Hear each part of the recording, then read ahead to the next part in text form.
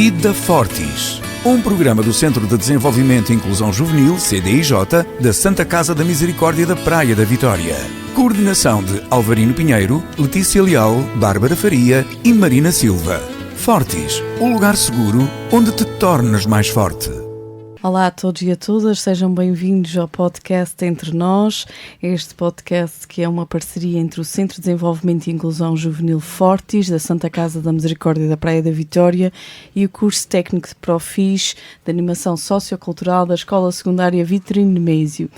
Hoje estamos muito bem acompanhadas, estúdio cheio, todas as jovens aqui presentes, como sempre, a acompanhar e a apoiar também as nossas dinamizadoras, e temos um convidado especial. Vou passar a apresentar então as nossas entrevistadoras de hoje, Érica Godinho, Beatriz Cunha e Maria Oliveira, que prepararam esta entrevista sobre um tema que nos diz muito.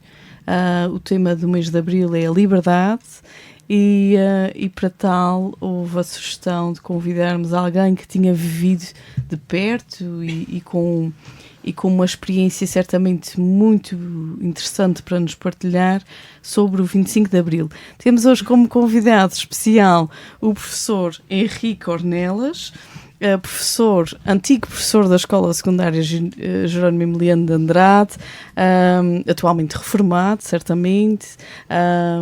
Ele depois vai falar um bocadinho também da sua história, da sua experiência, mas o grande objetivo deste encontro é também conhecermos aqui a verdade, não é de quem viveu na primeira pessoa.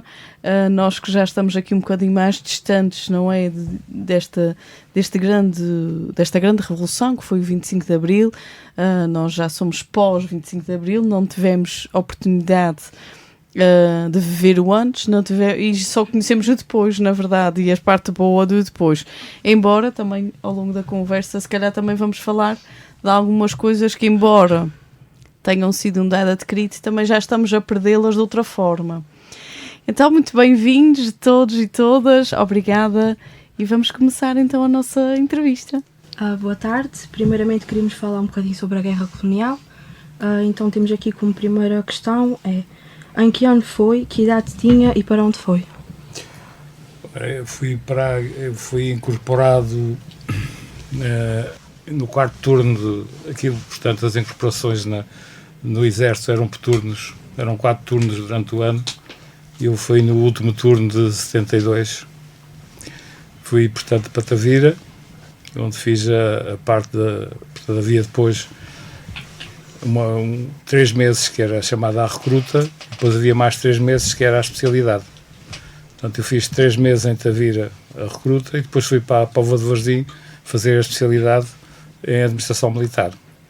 Depois daí fui colocado em Lisboa, no segundo grupo de companhias de administração militar, e depois estive em diligência no Colégio Militar até julho. Depois em julho fui mobilizado para a Guiné, em julho de 73, e fui para a Guiné no dia 2 de agosto de 73. Portanto, foi o meu percurso em termos de... E depois estive na Guiné até 5 de setembro de 1974. A gente também queria saber como é que o senhor descobriu que teve a guerra e como é que foi entrar para lá e qual era a sua opinião em geral sobre o antes e o depois. A guerra nós não escolhíamos, nós éramos obrigados a ir. Pois. Se quiséssemos ir, quer dizer, não havia obrigação nenhuma. Se eu não quisesse ir à guerra, o que é que tinha que fazer? Era fugir do país. Mas só que havia pessoas que optavam por essa via. Portanto, iam para os países que davam asilo político. Normalmente nessa altura os países nórdicos, Suécia, Noruega, portanto essa zona, esses países aí, normalmente concediam asilo político a quem fugia da tropa, e havia outros como eu que achavam que a tropa podia ser também uma forma de lutarem pelos ideais que efetivamente acreditavam, não é? E portanto em vez de lutar por fora, lutar por dentro. Foi essa razão que, portanto, aí não havia opções, portanto, nós estávamos a estudar, nós podíamos pedir o chamado adiamento, que em vez de irmos para a tropa, podíamos que nos concedessem o número de anos suficientes para acabarmos o curso e depois, nessa altura, então, irmos para a tropa. Mas se por acaso não chumbássemos, digamos, éramos incorporados, não é? No meu caso, no ano, eu não cheguei a acabar o curso na altura porque havia uma necessidade muito grande de incorporar uma série de coisas e nesse ano não houve adiamentos do curso e fomos todos incorporados. E, portanto, eu fui para a tropa por obrigação, porque nessa altura havia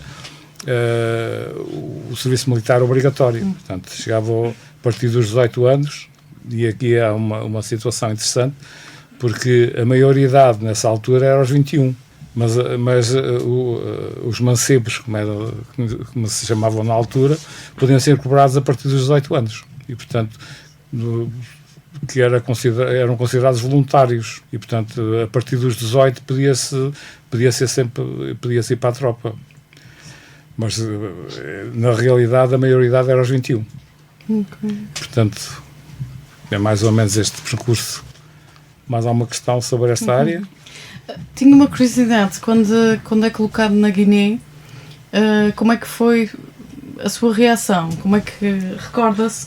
O que é que sentiu na altura? Não, quer dizer, vamos lá ver, nós já estávamos preparados para essas coisas, não é? Nós já sabíamos que não íamos ficar...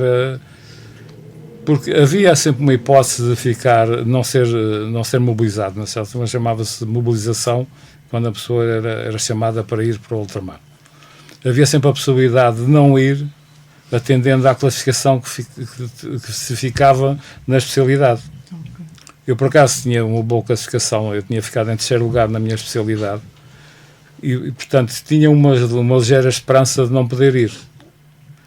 Mas acontece que naquele ano houve necessidade de reforçar as províncias ultramarinas, na altura como eram conhecidas, e com mais tropa.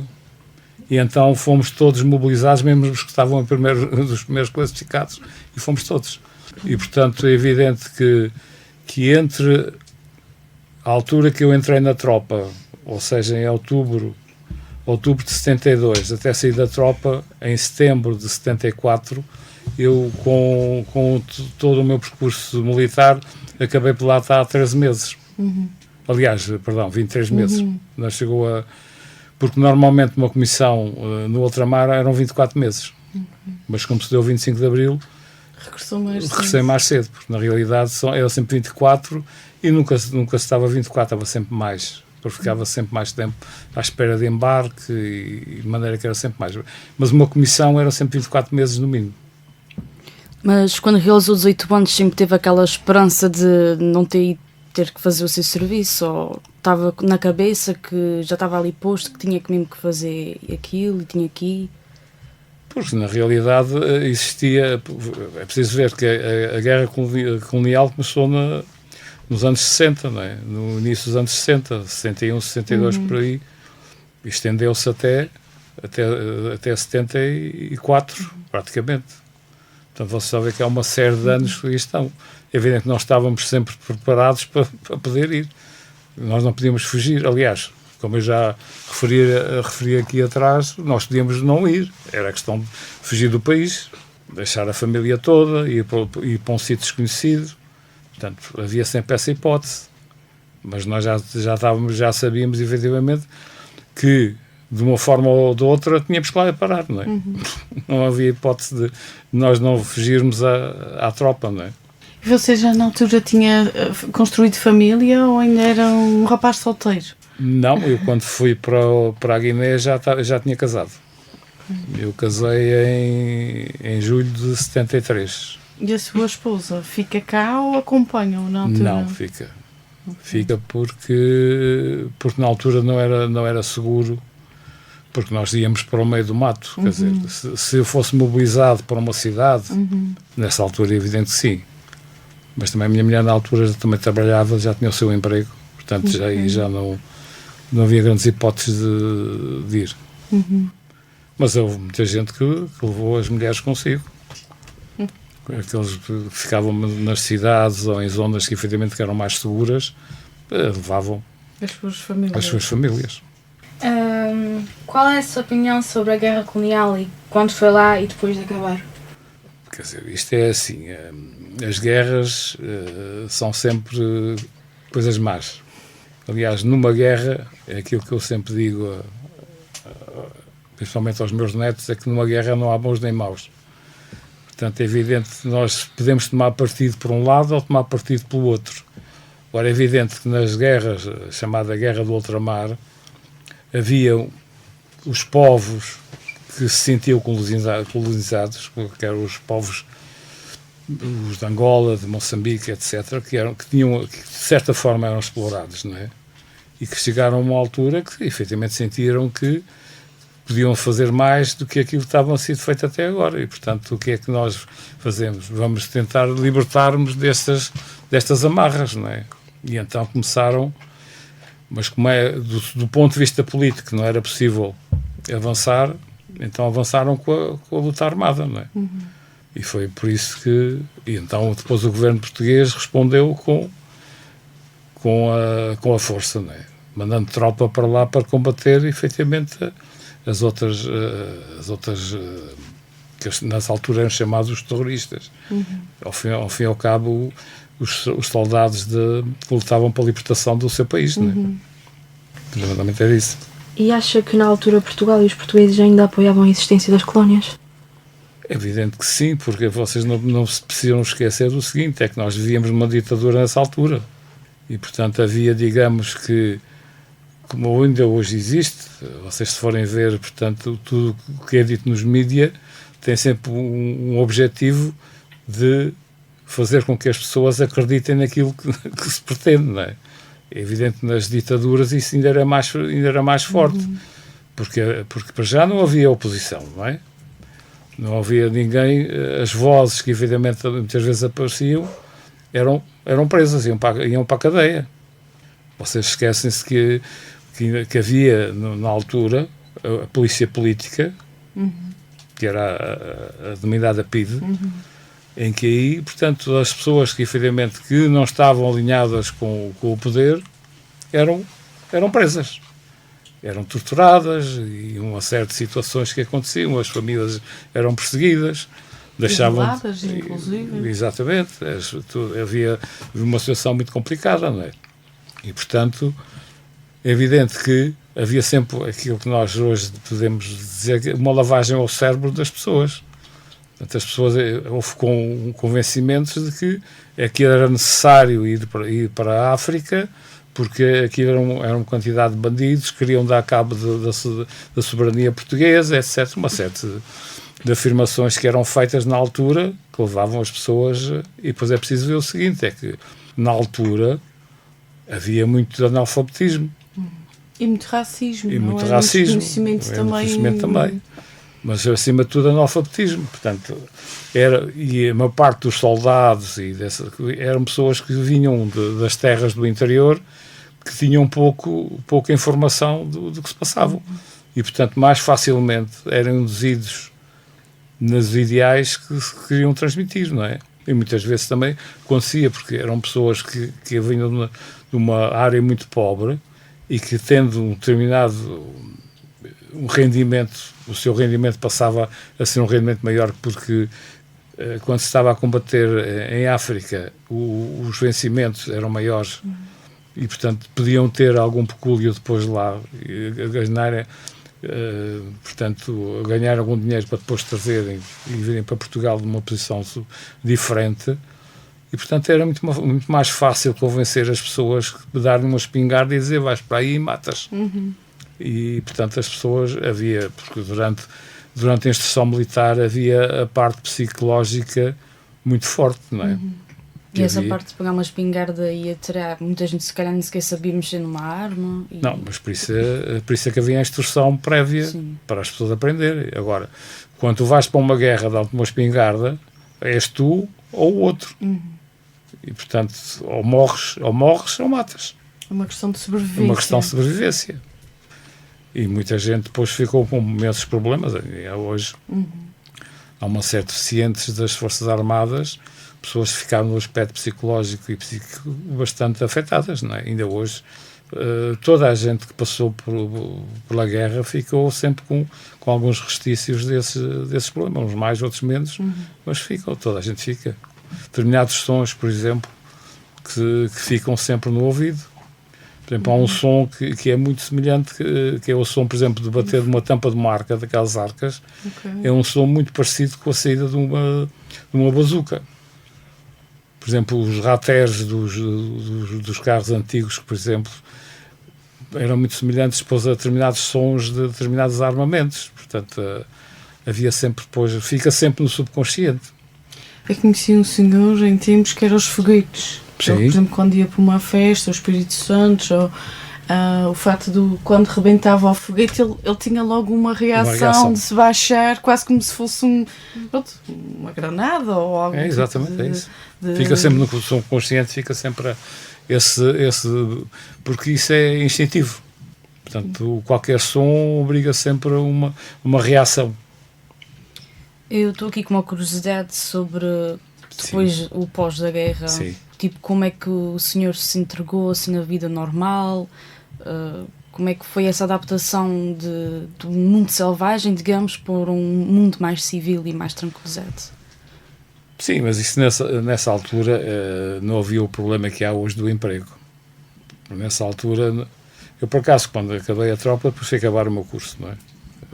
Trabalhava durante o dia e estudava à noite. Portanto, eu fiz o meu curso toda à noite, trabalhando durante o dia.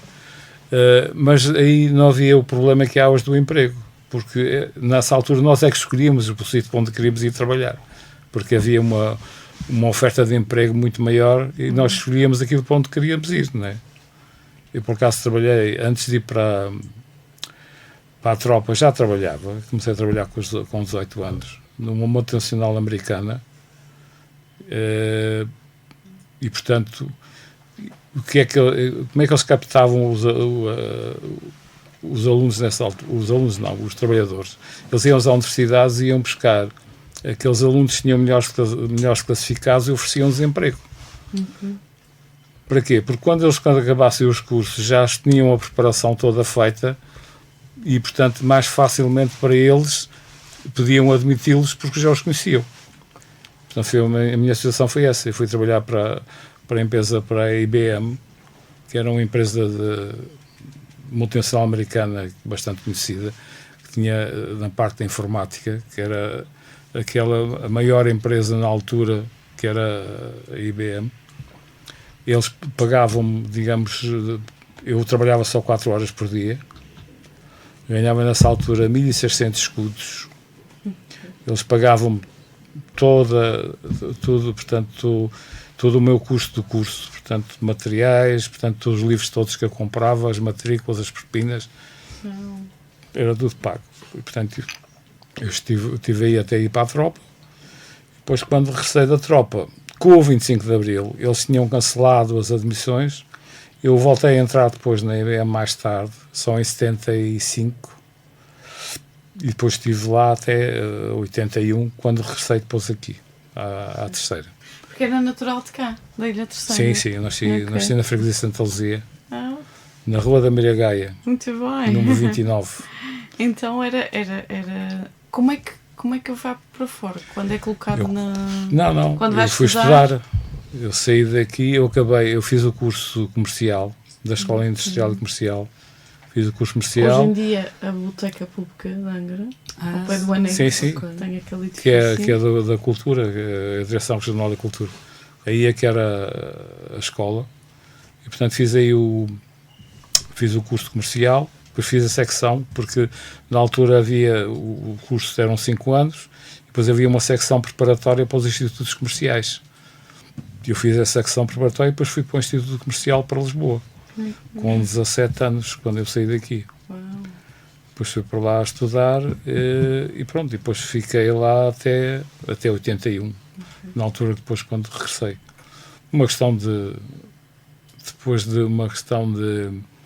Os meus filhos, nessa altura já tinha 2 filhos, portanto o mais velho já tinha 5 anos, uma questão efetivamente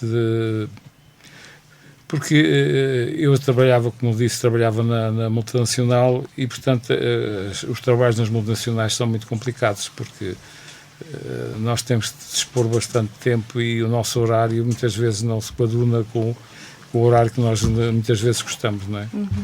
Uma questão de qualidade de vida, eu optei por sair e vir para cá, efetivamente, para dar uma melhor qualidade de vida aos meus filhos, acima de tudo.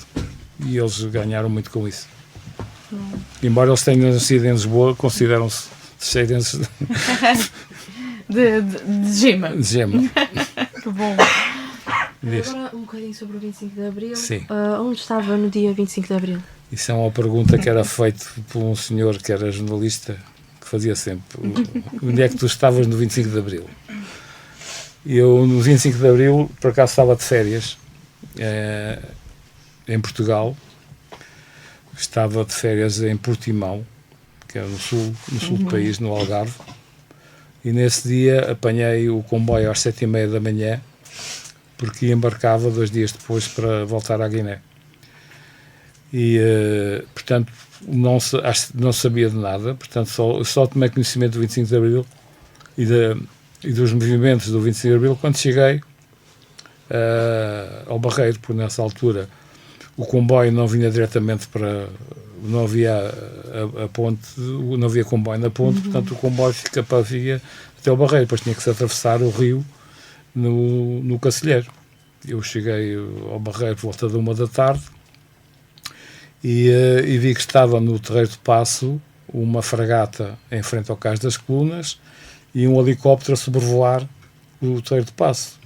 E perguntei lá ao sujeito, e a estação fluvial estava completamente vazia. E eu perguntei o que é que se estava a passar. E o sujeito lá do barco disse-me assim: o senhor não sabe o que é que aconteceu. Foi aquele senhor general que tem um caco no olho que fez uma revolução. E disse: sim senhor, muito bem. Mas continua a haver barcos para o Terreiro de Paço. Sim senhor, você pode ir no barco. Pronto. E eu então embarquei. Quando cheguei ao Terreiro de Paço foi quando eles estavam a tomar a parte dos ministérios, porque ali no Terreiro de Paço tinha o Ministério da Defesa, o Ministério da Agricultura, tinha 3 ou 4 Ministérios das Finanças, tinha uma série de ministérios por ali. E eles nessa altura estavam a tomar o Ministério da Defesa, estavam a disparar aquelas morteiradas e aqueles tiros de aviso, que aquilo era só para avisar. E de maneira que eu, nessa altura foi quando lá cheguei. E depois tinha que ir para casa, não é? Porque depois, entretanto, havia lá uns táxis, eu perguntei lá que eu nessa altura morava em Queluz, portanto Queluz ficava fora de Lisboa. Nessa altura não havia ainda a estrada que há hoje, que é o IC19, não existia na altura. Tinha que se ir por Benfica e por aquilo, era uma série das freguesias. Para as freguesias, como a gente diz aqui. E tive que dar uma volta para ir para Sete Rios, tive que dar uma volta para Moscavide, porque não se podia passar para o outro lado, não é? Que foi um circuito que andei às voltas por Lisboa. Mas lá consegui chegar a casa, e entretanto, como era militar, fui-me apresentar ao quartel, disse: olha, estou aqui. Ele disse assim: vai para casa, já temos aqui muita gente, fica a aguardar, depois nós logo te chamamos conforme embarcar. E foi assim, portanto, no 25 de Abril. Depois, entretanto, depois apanhei as situações todas do 1º de Maio, essas coisas todas, que depois assisti a essas situações todas. Mas no dia 25 de Abril, de facto, estava no centro do acontecimento. Por acaso, não que... Olha, eu achei muito interessante. Se eu vou perguntar a outro indivíduo a mesma pergunta, vão dizer: vi na televisão, vi na rádio. Não, o senhor descobriu isso com um senhor que está num barco, assim. Sim, eu descobri porque eu não sabia, de facto. Completamente não sabia. Porque no comboio, vocês vejam que na altura não havia telemóveis, não havia internet, não havia nada disso, quer dizer... Hoje, se estivesse no comboio com o telemóvel, ias ao Facebook ou coisa qualquer, já tinhas a informação toda. Certo. Naquela altura não, quer dizer, irias falar com as pessoas, tinhas que ligar o telefone fixo e falar. De resto não havia telemóveis, havia a informação que há hoje. Não é? Os telegramas, sim, os telegramas. Mas foi um alívio ter ouvido aquelas palavras, não foi? De quê? Que tinha havido uma revolução? Sim, mas o problema é que eu não sabia que tipo de revolução é que era. Até porque foi pacífico. O que é que consistia? Sim, porque a primeira ideia é que as pessoas não sabiam exatamente quem era que estava por trás da revolução. Mas depois, quando eu vi nomes como o Hotel e essa gente toda, eu então percebi de que lado é que era a revolução. Porque quando eu estive na Guiné, eu conheci o Hotel na Guiné. Porque o Hotel, nessa altura, estava como oficial. Conheci, também nessa altura estava também um senhor que morreu ontem, o Coronel Matos Gomes, o Durão Clemente, essa gente toda, estava toda lá. Digamos que o núcleo central do MFA e do 25 de Abril partiu da Guiné. E porquê? Porque esse grupo de oficiais chegou à conclusão que não podiam ganhar a guerra do ponto de vista militar. Porque o PAIGC, naquela altura, tinha melhor e mais material do que o exército português. E então, o que é que eles fizeram um abaixo-assinado dos oficiais todos que estavam na Guiné. Fizeram um abaixo-assinado para mandar para o Ministério da Defesa, na altura. E digamos que o núcleo principal nasceu da Guiné. O Hotel, o Matos Gomes, o Durão Clemente, aquele grupo maior que estava lá todo. Porque uma das formas, evidentemente, muitas vezes que o governo tinha de castigar esses militares era mandá-los para a Guiné. Porque a Guiné, em zona de guerra, era a pior zona que efetivamente existia. Porquê? Por ser mais... Pois é, um território mais pequeno. As guerrilhas eram mais violentas? As guerrilhas eram mais porque tinham apoio e estavam mais próximos das fronteiras, não é? E o território era um território efetivamente complicado. O problema é que nós íamos para um território que nós conhecíamos completamente. Certo. Aquilo era um território... Eles jogavam em casa. Jogavam em casa, sabiam. E depois o problema da guerra de guerrilha é o problema das minas. As minas são colocadas no solo e que efetivamente depois rebentam, e aí é o grande problema. Feridos e mortos são provocados por explosões de minas. E, portanto, a guerra de guerrilha é uma guerra de emboscada, não é? Portanto, não é uma guerra aberta, que as pessoas vão com a espingarda uns contra os outros. É uns escondidos e outros a tentar descobrir o esconderijo, não é? De facto, eu por acaso encontrei uns dias atrás uma caixinha de memórias do meu avô, que ele também participou na Angola, e desculpa, e eu encontrei um monte de fotos e fotografias assim de minas, balas, armas, um monte de coisas que tinha na guerra. E quando eu reparava sempre no fundo onde é que ele estava, também às vezes estava rodeado de pessoas negras, pequeninos mesmo, e por acaso um bocadinho assustador imaginar-me estar naquele lugar, porque aquilo é mesmo um mate, tens que estar um olho bastante aberto, porque pode estar ali no meio das árvores, alguma pessoa ali com uma espingarda aponta para te matar, e se realmente tipo, ver aquelas fotos deu uma nostalgia sem eu sequer ter experienciado aquilo. Mas o espaço em que eu estava a ver aquilo era realmente muito denso. Sim, mas por exemplo na Guiné tinha outro problema, eram os macacos.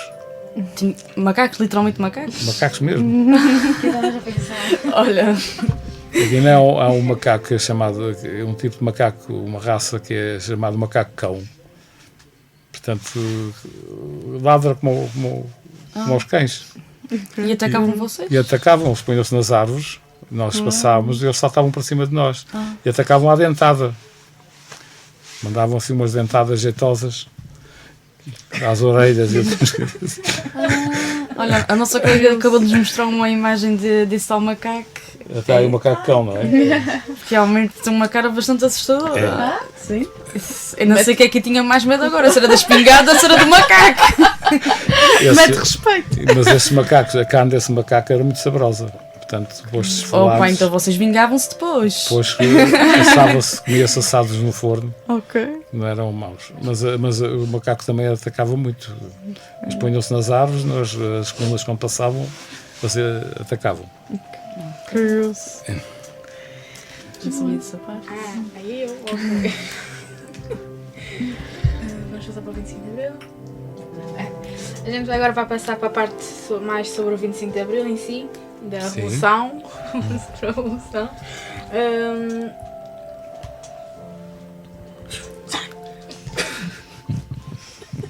Qual a importância para a Revolução que aconteceu no Largo do Carmo? Bom, o Largo do Carmo foi o culminar, digamos, do golpe de Estado na altura, porque na altura não se podia falar em revolução, era um golpe de Estado, não é? Foi quando houve a deposição do chefe de governo na altura, que era o Marcelo Caetano, não é? Foi quando ele foi detido e, portanto, ele quando soube da situação, refugiou-se no quartel do Carmo. O quartel do Carmo é um quartel da GNR. Portanto, a GNR, em princípio, é uma força que estava do lado do governo e portanto, ele refugiou-se aí. Por isso é que há aquelas ações do Salgueiro Maia, no Largo do Carmo, a disparar contra o frontal do quartel, precisamente para obrigar.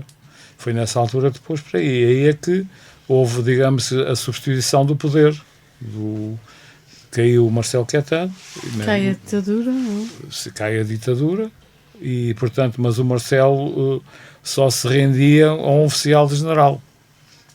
Foi nessa altura que eles foram buscar o general Spínola para poder fazer essa rendição. Portanto, na altura depois que há aquela Chaimite, vocês veem a entrada da Chaimite, a saída da Chaimite, e há aqui há aqui 2 ou 3 indivíduos, aqui um da praia, efetivamente, que também vinha numa dessas Chaimites.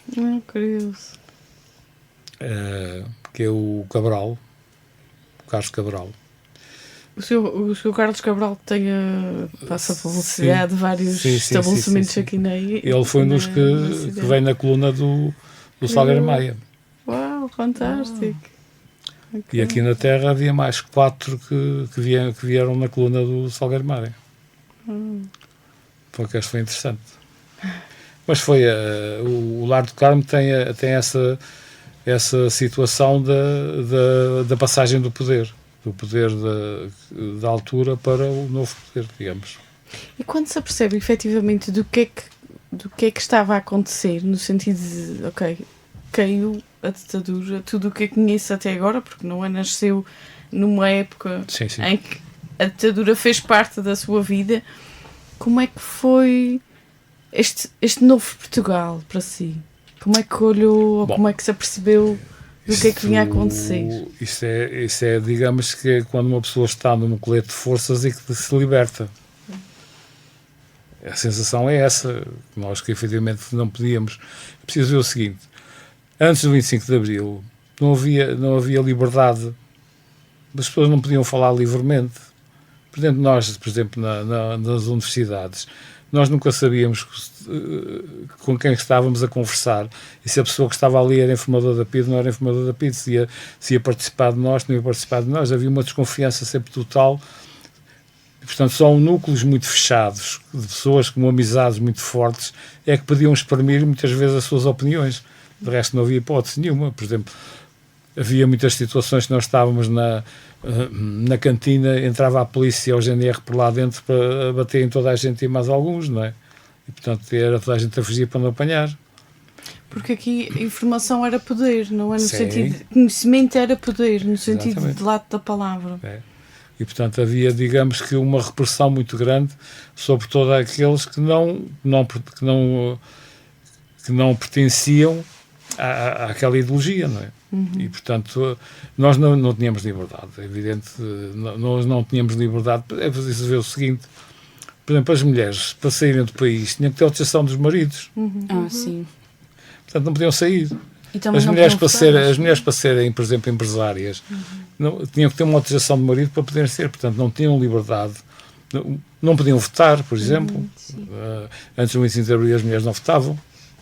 Eram só os homens que votavam. O chefe de família, não é? Era o chefe de família na altura. Portanto, há uma série de situações que depois que as pessoas não se apercebem hoje, porque têm já uma série de liberdades, principalmente o caso das mulheres, que as mulheres é que tinham...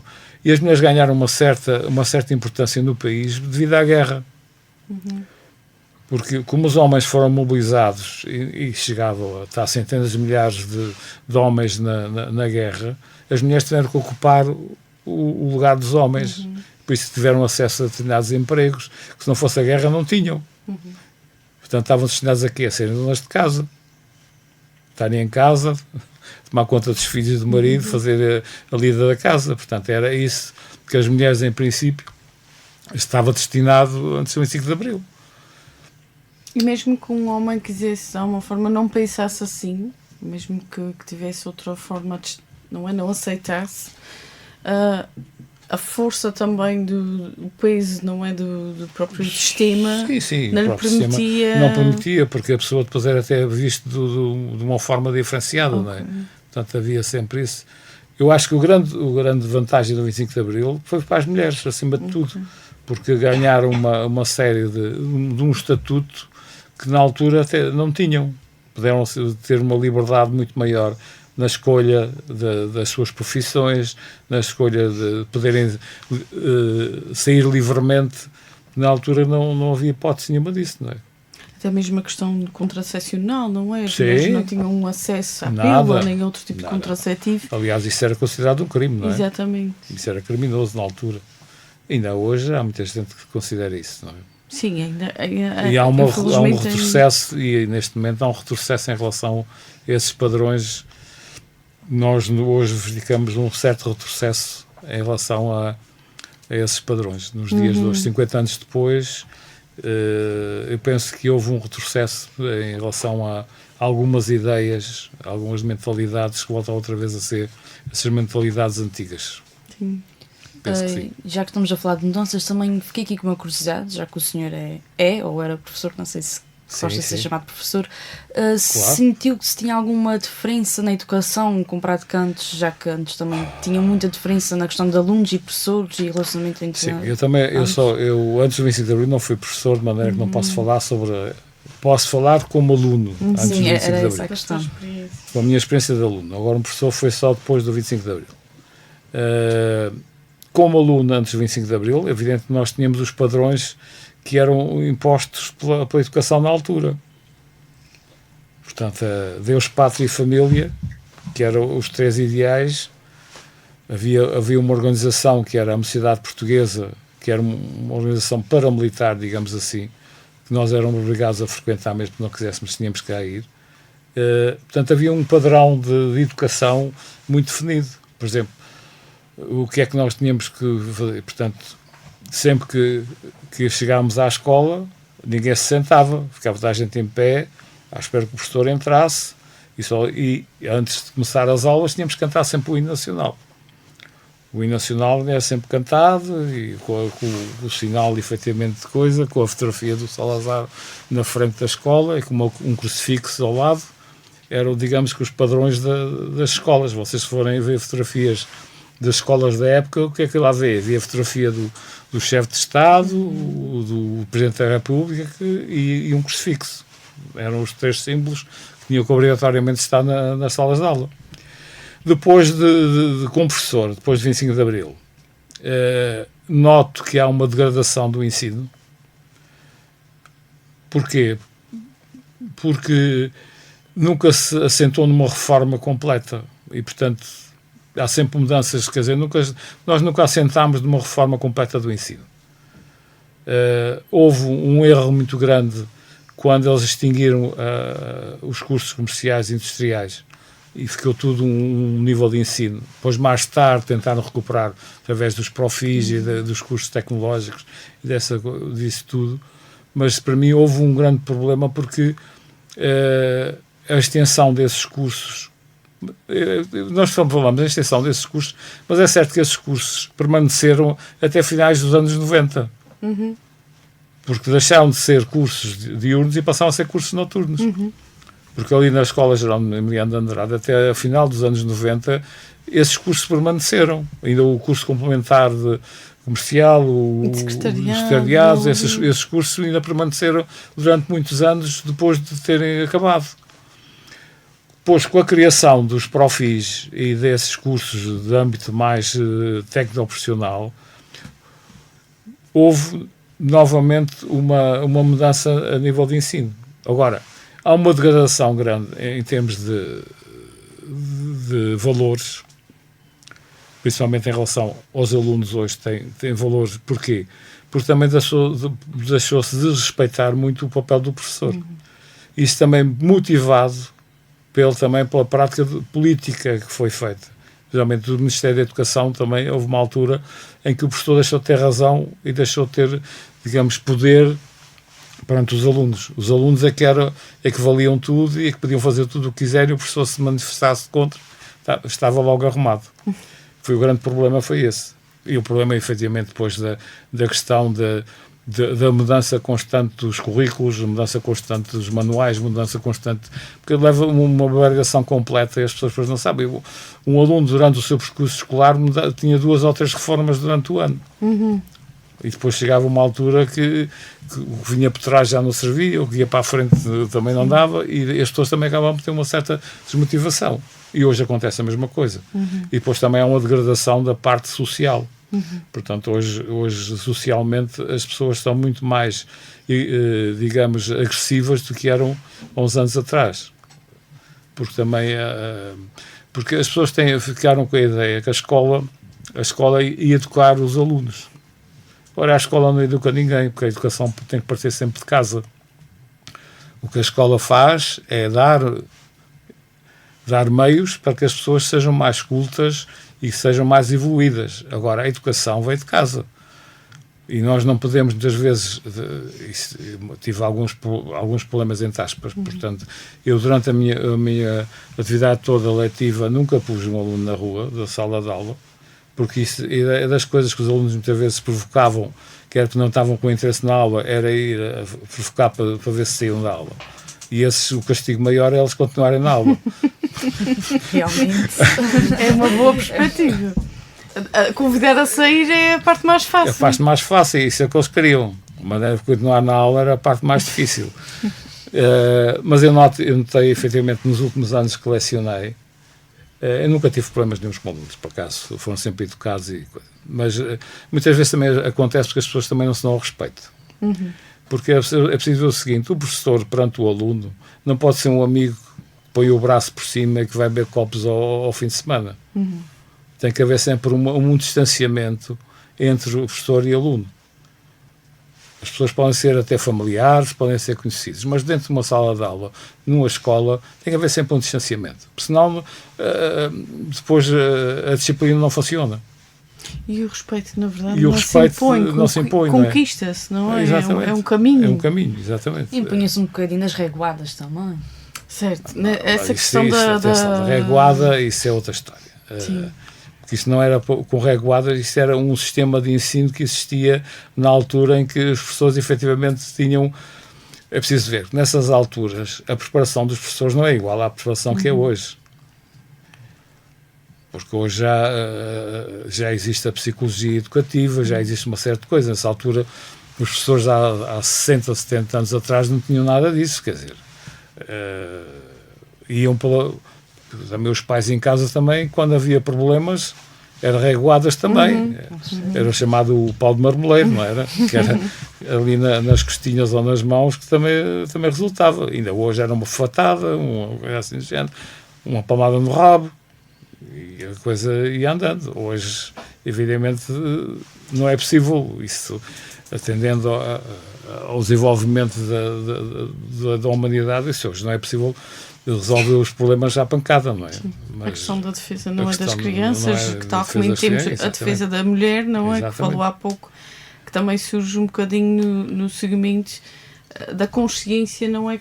Que somos todos seres humanos e todos temos direitos. E fomos ganhando, não é? Ao longo dos tempos. Só que nos últimos anos eu penso que isso está-se a perder um bocadinho. Passou-se de uma liberdade para uma libertinagem, professor? Acima de tudo. Eu acho que hoje há mais libertinagem que liberdade. Porque a liberdade é, acima de tudo, nós respeitarmos os outros. Aceitarmos as nossas ideias e as ideias dos outros. Ora, hoje o que é que nós vemos? Vemos que as pessoas querem impor as suas ideias e não respeitam as ideias dos outros. Estamos a voltar outra vez para trás. Estamos a voltar outra vez para trás. E depois querem pôr-nos ideias sem nos explicar a razão dessas ideias. Que ainda é pior ainda. Porque as pessoas depois ficam sem perceber a razão porque é que aquilo aparece. E por isso, se calhar, também estes partidos não é que surgem com uma voz, lá está, mais... que vão mais de encontro a estas pessoas, se calhar algumas com mais formação... que se calhar não isso é um fenómeno que efetivamente que existe neste momento, que é os partidos falam aquilo que eles chamam a voz do povo. Eu quero a voz do povo, que é o mais simples possível para as pessoas perceberem, mas sem nenhuma ideologia. Aliás, a ideologia está lá, só que é disfarçada pela mensagem, de maneira que eles tentam transmitir. Tentam transmitir, efetivamente, a voz que seja perceptível, portanto, as frases adequadas, de forma que as pessoas percebam de uma forma simples, mas que tem um intuito subjacente muito complicado. Porque não há quer dizer, faz-se uma afirmação, mas depois não se diz como é que se resolve o problema. Levantam-se os problemas, mas depois não se diz como é que os problemas são resolvidos. E aliás, se vocês repararem nos partidos atuais que têm ganho alguma popularidade nos últimos tempos, é isso que acontece. Portanto, eles falam aquilo que as pessoas gostam de ouvir, mas depois não tem nada que nos diga como é que as coisas se resolvem. E nós, neste momento, estamos com esses problemas, e problemas graves. E as pessoas estão-se a deixar ir atrás disso. Usam um discurso populista para chegar também às pessoas. Para chegar às pessoas. É que a base é um discurso de ódio, muitas vezes, não é? Sim, está por trás do discurso do ódio. Porque esses partidos só conseguem sobreviver através do ódio. Portanto, colocando uns contra os outros. Uns são bons, outros são maus. Se essas pessoas ganharem, podemos não ter a sorte de ter outra revolução e voltar a ter a nossa liberdade antes. Aliás, o que pode acontecer é precisamente isso. É que eles são, para eles, aparentemente, há uma liberdade, mas na realidade não há liberdade nenhuma. Há uma imposição de normas e de conceitos. Vocês, por exemplo, veem o conceito que essa gente tem agora sobre a questão da sexualidade, do homossexualismo, tudo isso. Isso está tudo inerente a essas situações. Portanto, as conquistas que efetivamente tinha sido conseguido até agora começam a andar para trás. Sim. A questão do aborto. A questão de tudo isso anda para trás.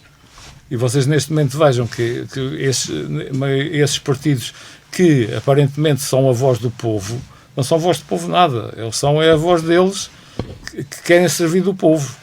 São coisas diferentes. Mas só que infelizmente as pessoas vão atrás disso e dão votos. E depois o que acontece? Acontece depois que não chega a nada. Mas o que está a acontecer é isso. E vocês estão a ver, por exemplo, na América hoje, o que é que está a acontecer. Aquilo não é por acaso. As mensagens que são transmitidas não são por acaso, são mensagens que estão devidamente estudadas e que efetivamente aquilo tem um objetivo de atingir os fins que eles pretendem. E que muitas pessoas, à sua maneira, inclusivamente imigrantes, se identificam, não é? Eu conheço pessoas daqui, não é? Que emigraram para os Estados Unidos e que referem que se identificam com a mensagem que o Trump está a passar, porque na verdade é o que acreditam, é uma dita justiça social, não é? Mas acreditam porquê? Porque também veem que os imigrantes que vêm de outros países vão-lhes tirar o emprego.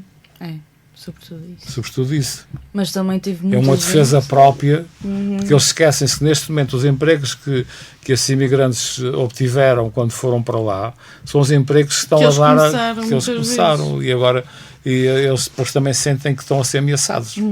Acontece isso. Faz sentido. Sim, mas muita gente teve o seu karma, que estava sempre do lado do Trump, sendo imigrante, e acabou por ser deportado de volta para o seu país. E estava do lado mas aí é preciso ver também o seguinte, é que muitas vezes esta questão das deportações, muitas vezes é por culpa própria também. Sim, tem a ver com tem a ver que pessoas que estão há imensos anos na América nunca se legalizaram. Há muita gente que nunca se legalizou, pessoal que nasceu na América e que nunca obteve a nacionalidade americana. Portanto, e aí ele vai em cima dessa gente toda e evidente, mas aí a culpa também não é só dele. A culpa também é das pessoas que, efetivamente, também não legalizam a sua situação. É curioso, estamos a viver esta onda, não é, das deportações, na altura do ultramar eram os retornados, não é? Muitas pessoas, eu falo por minha experiência, a minha família, os meus avós maternos estiveram em Angola e os meus tios, a minha mãe inclusive, viveram mais de 10 anos em Angola E a minha mãe conta, e o meu tio Rui conta muitas vezes o choque também que foi quando regressaram aqui aos Açores, porque lá viviam já com casa de banho, isto de 75 já tinham uma casa não é, com outro tipo de condições, e que chegam aqui à terceira. A minha mãe conta sempre que era pequenina e pediu para ir à casa de banho e a minha bisavó levou a uma retrete. Ela diz que quando olhou para aquele buraco ficou sem saber o que é que estava ali a fazer. Ou seja, já havia um desenvolvimento até a nível dos países do ultramar, que aqui nos Açores ainda não tínhamos nem de perto nem de longe alcançado. E isso um bocadinho também... Sim, mas é que é preciso ver, também depende das zonas onde eles estiveram. Certo. Porque houve muita gente que foi daqui para lá que foi para os colonautas. Ok. Aliás, havia 2 grandes colonautas em África, que era o São Jorge de Catofe e o outro agora não me lembro o nome. Porque, por exemplo, quando houve o grande sismo de São Jorge, a solução foi pegar na gente toda e mandá-los para Angola. Veio cá o navio na altura, o Carvalho Araújo ou Lima, já não sei, foi um deles, e essa gente foi fundar o colonauto de... Havia Sela e São Jorge de Catofe. Que eram os dois... Mas a minha mãe estavam em Sela. Sela foi o primeiro colonato que houve, que foi daqui de gente da Terceira e de São Jorge. E depois o São Jorge de Catofe. Acho que foi só gente de São Jorge que o fundou. Mas aí, depois, quando foi do 25 de Abril, essa gente depois regressou. Aí também esse regresso foi um bocado atribulado, porque também não foi devidamente acautelado. Mas isso também as pessoas sofreram um bocado com isso. E vieram um bocadinho, não é que a roupa que tinham no corpo, sim, por assim dizer, não houve deixaram ficar, uma preparação. as pessoas já tinham casas, tinham de deixar os seus bens todos também. Sim. Houve aí também um problema complicado. E começaram um bocado de novo, não é? Começaram. E isto para dizer que aquilo que nós ouvimos agora passaram-se 50 anos, muitas vezes estas pessoas voltam de outros países um bocadinho com uma mão à frente e outra atrás, e continuamos, embora haja políticas hoje em dia, não é, de acolhimento destas pessoas e de integração destas pessoas. Sim, mas é diferente. A verdade é que começa tudo de novo, não é? É um vazio também para quem vem. Bom, e eu percebo muitas vezes estas pessoas que vêm deportadas dos Estados Unidos, embora lá não se tenham integrado na sua essência, também cá não se sentem parte deste lugar. O problema é que eles nunca se integraram em sítio nenhum. Não se integraram lá, nem se integram cá. E pela língua, pela cultura. Sim, eles para já, o português falam muito pouco, ou quase nada. Mas depois também lá nunca se integraram, porque sempre foram marginais na sociedade, não é? Sempre viveram à parte, não é? Quem conhece algumas zonas dos Estados Unidos da América sabe efetivamente que as pessoas que lá vivem, que foram daqui dos Açores, continuam a viver lá como viviam cá. Não se desenvolveram, não é? Nem todos, mas sim, uma grande parte. Eu estive nos anos 80, finais dos anos 80, eu andei ali na costa, ali à zona de Boston, Fall Rivers, essas zonas todas aí, e de facto presenciei situações muito complicadas, não é? Parecíamos que estávamos nos Açores, quer dizer, não estamos na América, não é? Eu fui a Fall River, só tinha pessoas a falar São Miguel. Era só português. Era as mulheres com os chales na cabeça, era essas coisas todas, viviam como viviam nas suas terras, quer dizer, não evoluíram. E pessoas que foram para lá antes, não é, da Revolução do 25 de Abril, que também é curioso e mantém uma mentalidade não é antiquada, antiquada à luz da nossa verdade, não é? Eles vivem numa bolha completa, quer dizer, não se integram mas isso acontece com essa gente, acontece também com os outros imigrantes também que vivem em bolhas, quer dizer, eles acabam por não se misturar e é complicado. A nossa geração sempre viveu em liberdade e muitos não se interessam por política. Acha que corremos o risco de um dia voltarmos a cair numa ditadura? Eu acho que o risco das ditaduras existe sempre. Se as pessoas efetivamente não tomarem consciência de que efetivamente que têm que votar e têm que perceber efetivamente as escolhas que fazem, eu acho que o que é importante é as pessoas terem consciência política. Eu acho que todos nós devemos ter consciência política. Uns mais à direita, outros mais à esquerda, mas devemos ter consciência. E o facto de não, e quando há eleições dizer não vou votar que não me interessa, porque nós, ao não votarmos, estamos a dar o direito de voto, o direito de escolha a outros. E nós deixamos de ter o nosso direito de escolher. E, portanto, acho que é fundamental. A partir da altura que se atinge a maioridade, aos 18 anos, toda a gente deve votar. E mesmo nas próprias escolas, para a associação de estudantes, para tudo mais, acho que o dever cívico de cada um é participar. É participar, não é aliar-se das situações. Sim, no fundo a Associação de Estudantes é uma preparação para a vida adulta e poder votar para alguma coisa maior. Sim, qualquer, digamos, qualquer movimento que vocês façam a nível estudantil é sempre importante para vocês, porque vocês vão ganhar consciência política, consciência social, porque um dos grandes problemas, por exemplo, eu agora tenho contactos muito com o Canadá, porque tenho lá as minhas netas estão lá, são mais a par do sistema de ensino e a forma como está inserido. E uma coisa que eles têm lá, que é a inserção dos miúdos na sociedade, o trabalho comunitário.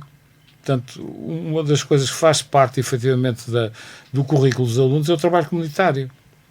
Eles têm que ter um determinado número de horas que têm que fazer trabalho. E isso é uma das coisas que é importante aqui para vocês todos. Se vocês fizerem um trabalho comunitário, apercebem-se da relação que efetivamente existe em termos sociais, percebem-se muito mais disso.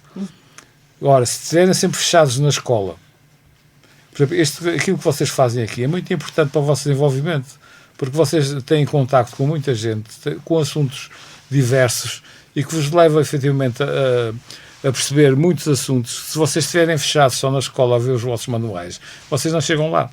Sim, o Profis tem a hipótese de ter o estágio e o estágio de T, ou seja, temos agora um contato com cliente e vendedor, o que muitos cursos regulares não têm essa oportunidade de ter essa experiência. Mas, por exemplo, há outra coisa agora, que é este âmbito do relacionamento com escolas e com países diferentes, através do Erasmus, que é uma coisa extremamente importante. Embora a parte das pessoas não perceba o interesse disso, mas isso é fundamental. Por exemplo, você aprende muito mais uma semana fora daqui do que estar um ano inteiro na escola. Uma viagem que vocês fazem, por exemplo, para a Espanha, por exemplo, alunos que tiveram da Jerónimo, que tiveram na Finlândia, tiveram na Islândia, tiveram na Ilha de Reunião. Portanto, quando é que vocês têm na vossa vida a possibilidade de fazer uma coisa dessas? Aprenderem, não é? Nós tivemos já há cerca de 3 semanas cá um grupo da Croácia, e o CDJ teve a oportunidade também de participar numa das atividades, e estava uma das professoras, achei muito curioso, que ela disse: eu não sabia falar inglês, eu aprendi a falar inglês através do Erasmus, das experiências que fui tendo, e isso é abrir uma porta para o mundo, não é? Nós termos a oportunidade no nosso pequeno mundo de podermos abrir um espaço à aprendizagem e à partilha também. Sim, e em particular este grupo, acho que elas às vezes têm noção, e elas foram um grupo privilegiado, porque aliás quase toda a gente quer ter este projeto, porque na verdade, paralelamente ao trabalho que elas estão a desenvolver a nível académico, têm tido outras experiências que lhes têm dado, e inclusive aqui o podcast, também esta oportunidade, não só, como dizia bem, conhecer outras pessoas, mas de ouvirmos outras verdades. Termos outras perspectivas. Para nós foi de facto um privilégio. Estamos já há 2 minutos de finalizar, já tenho aqui uma dica do André. Penso que ainda havia muitas perguntas, mas a conversa foi boa, o que é sinal de que se chegamos aqui a este momento e percebemos que tínhamos ainda coisas para conversar, é porque o nosso convidado também nos deu muito. E nós estamos muito gratas ao professor Henrique Ornelas também por ter disponibilizado o seu tempo, o seu saber, a sua história, e também por ter enriquecido esta hora do nosso podcast Entre Nós. Agradecer aqui às 3 dinamizadoras, Maria, Erika e Bia, por terem preparado e muito bem uma entrevista muito rica. Havia certamente muito mais a partilhar, mas acima de tudo não nos esqueçamos que a liberdade está dentro de cada um de nós, está nas nossas ações, está nos nossos valores, e que não nos esqueçamos que muita gente lutou muito para que hoje tenhamos este privilégio de ser livres. Obrigada, professor, obrigada ao Rádio Clube de Angra, mais uma vez pela excelente oportunidade que nos dá de dar voz também aos nossos convidados e esta turma magnífica. Da nossa parte, muito obrigada, até à próxima. O mês que vem vamos ter um tema muito interessante, as questões LGBT, não? Sexualidade. Da sexualidade, as questões, vamos aproveitar também o Dia Internacional para a luta contra a homofobia, bifobia e transfobia, e vamos falar um bocadinho sobre estes temas, e vai ser a participação da turma toda, por isso vai ser muito interessante. Obrigada, até à próxima. Até à próxima. Boa tarde.